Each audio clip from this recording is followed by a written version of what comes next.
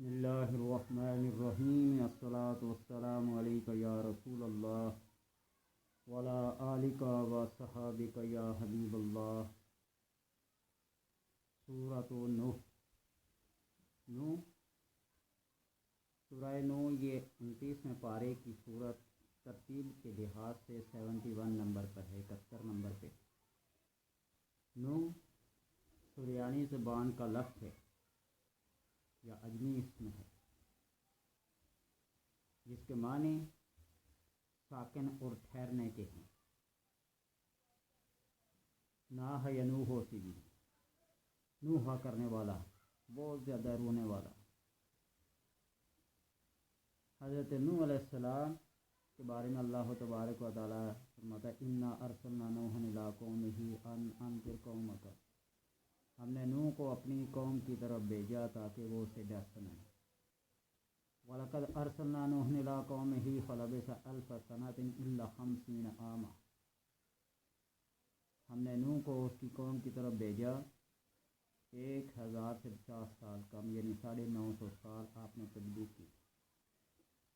صاحب تفسیر مظہری رحمۃ اللہ تعالی علیہ کے قول کے مطابق حضرت نوح علیہ السلام کا نام عبد الجبار تھا۔ عبد الجبار، عمر 1400 سال تھی۔ ایک دفعہ آپ کا گزر ایک ایسی بستی سے ہوا، ایک ایسی جگہ سے ہوا کہ وہاں آپ نے ایک خارش زدہ کتے کو دیکھا جس کے بال اترے ہوئے تھے، جس کی کھال بڑی بیماری کی وجہ سے ادھری ہوئی تھی، خراب تھی۔ تو آپ نے اسے دیکھ کر کراہت کا اظہار کیا۔ آپ کا بس یہ سوچنا تھا، کراہت کا اظہار کرنا تھا، تو اللہ تبارک و تعالیٰ نے فرمایا عبد الجبار، تو نے یہ کبھی سوچا ہے کہ اس کو بیماری لانے والا لگانے والا کون ہے؟ یہ خود اپنی مرضی سے بنا ہے۔ بس اتنی آواز سننا تھی کہ حضرت عبد الجبار، حضرت نوح علیہ السلام سجدے میں پڑ گئے، اتنے روئے کہ جب سجدے سے سر اٹھایا تو آپ کے آنسوؤں سے آس پاس آگ کے جھاڑیاں اگی ہوئی تھیں، آپ کی آنسوؤں کی نمی سے گاس پھونس تھی۔ اتنا نوحہ کیا، اتنے روئے، اس وجہ سے آپ کا نام حضرت نوح پڑ گیا۔ اصل نام کسی کو تعریف کرنے والوں کو یاد ہوگا، عبد الجبار تھا، تفسیر مظہری کے حوالے سے۔ نوح علیہ السلام نے اپنی قوم کو تبلیغ کی اور کم و بیش 3 یا 4 جوڑے انسان، 7 یا 8 انسان ایمان لائے، اسلام لائے، اور حضرت نوح علیہ السلام نے اللہ تبارک و تعالیٰ سے عرض کی الہ العالمین ان کے اوپر اب عذاب نازل کر دی۔ تو اللہ نے ایک کشتی بنانے کا حکم دیا۔ کشتی پہاڑی کے اوپر بنا رہے تھے، بڑے بڑے درخت کاٹ کے بنا رہے تھے، آپ بڑے ہی تھے، کارپینٹر تھے، یہ ہنر جانتے تھے۔ جب بھی لوگ کلما مر علیہ ملأ من قومہ، جب بھی قوم کے بڑے بڑے سردار آپ کے پاس سے گزرتے، مذاق کرتے، ہنستے، قال ان تشکروا فإنا نشکر علیکم کما تشکرون، آج تم ہم پر ہنس لو، کل ہم تم پر ہنسیں گے۔ وہ کشتی جب بن گئی تو اللہ تبارک و تعالیٰ نے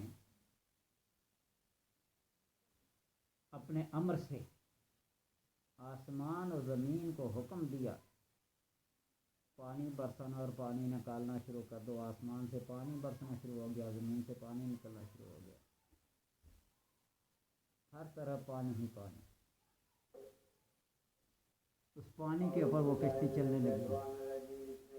حضرت نوح نے اپنے بیٹے کو دعوت دی، اس نے پہاڑ کے پیچھے پناہ لی، تو اللہ نے فرمایا عاصم الیوم الا من رحم، آج کے دن کوئی پناہ دینے والا نہیں سوائے اللہ کی پناہ کے۔ بہرحال وہ ایک لمبا قصہ، لمبا واقعہ ہے حضرت نوح علیہ السلام کی قوم کے ساتھ جو ہوا۔ تو بہرحال حضرت نوح علیہ السلام نے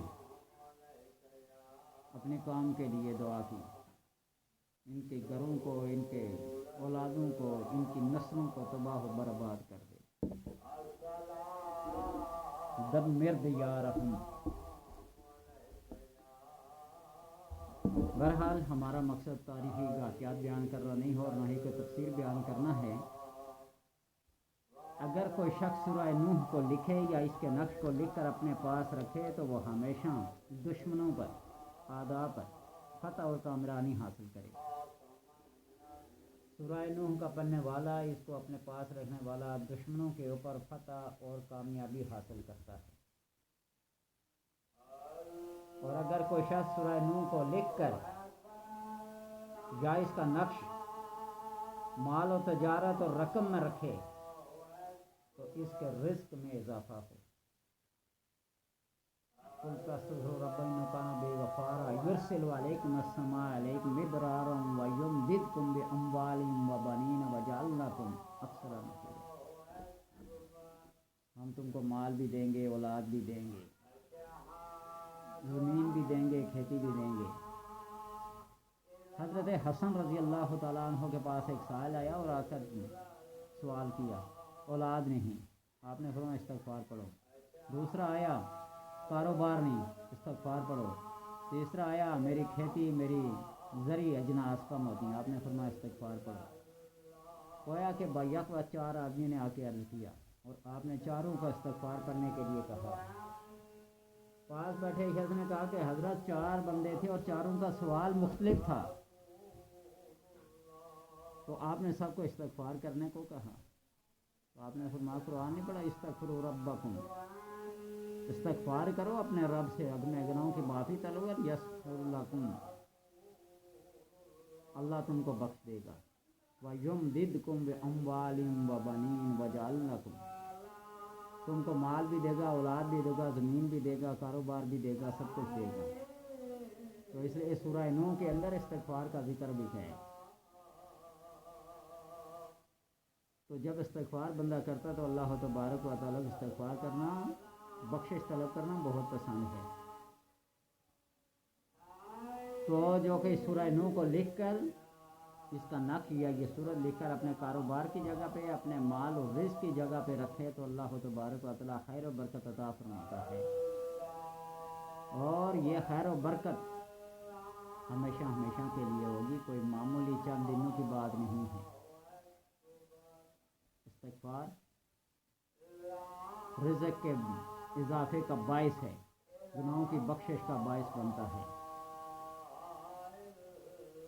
حضرت نوح علیہ السلام کے دور میں بوڑھی عورت تھی نا، بڑی خدا دیدہ تھی، جہاں دیدہ تھی، عذاب سے ڈرتی تھی۔ نوح علیہ السلام کے پاس واعظ و نصیحت تذکیر کے سننے کے لیے آتی۔ یہ کشتی کا حال جب سنا نا تو سن کے اللہ کے اس عذاب کو، اس کی وعید کو سن کے وہ سجدے میں پڑ گئی۔ نوح علیہ السلام نے بتا بھی دیا تھا کہ فلاں دن فلاں کا آئے گا۔ وہ سجدے میں جب پڑ گئی، طوفان نوح آ کر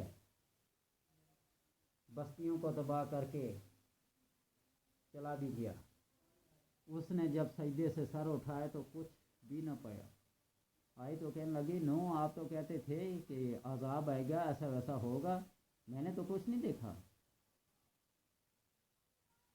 تو نوح علیہ السلام نے فرمایا عذاب آیا، وہ چلا بھی گیا، تو کہاں تھا؟ وہ سجدے میں ایسی غم تھی کہ اللہ تبارک و تعالیٰ کے اس ڈر اور خوف کی وجہ سے اسے ہوش ہی نہ رہی، کب عذاب آیا اور کب چلا گیا۔ یہ ہوتا ہے خوف اور یہ ہوتا ہے اللہ تبارک و تعالیٰ سے ڈر۔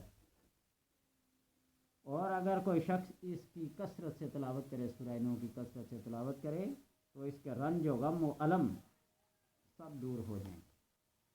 اور اگر کوئی 7 دن سورہ نوح پڑھ کر پانی پر دم کر کے اپنی بیوی کو پلائے تو وہ نافرمانی چھوڑ دے۔ نافرمان اور سرکش قسم کی بیوی کو 7 دن سورہ نوح پڑھ کر پلاتے رہیں تو وہ نافرمانی چھوڑ کر فرمان بردار تابعدار بن جائے، وہ اپنی تلخ اور ترش روی سے باز آ جائے، حسن اخلاق حسانہ کی مالک بن گئے۔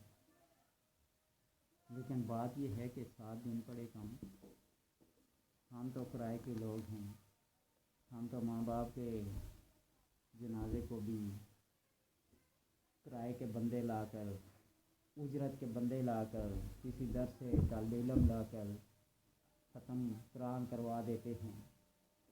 ہمارے ایک رشتہ دار تھے، ان کی والدہ فوت ہو گئی، جو بات آ گئی یہاں کرے گی، تو انہوں نے گاڑی پہ رکھ کر گھر سے جنازہ گاہ تک، قبرستان تک لے گئے۔ کندھا اور ہاتھ لگانے کی بھی توفیق نہ ہوئی۔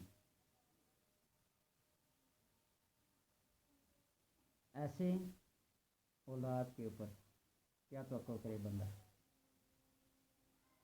ماں باپ، بہن بھائی، معاشرے کا کوئی فرد، جنازے کے احکامات ہیں نا، جنازے کے پیچھے پیچھے چلنا، عیادت کرنا، تعزیت کرنا، بہت ساری ایسی باتیں ہیں، لیکن جو اپنے ماں باپ کو بھی اپنے کندھے پہ، اپنے ہاتھوں پہ اٹھا کے نہ لے جائیں، گاڑی پہ لے جائیں،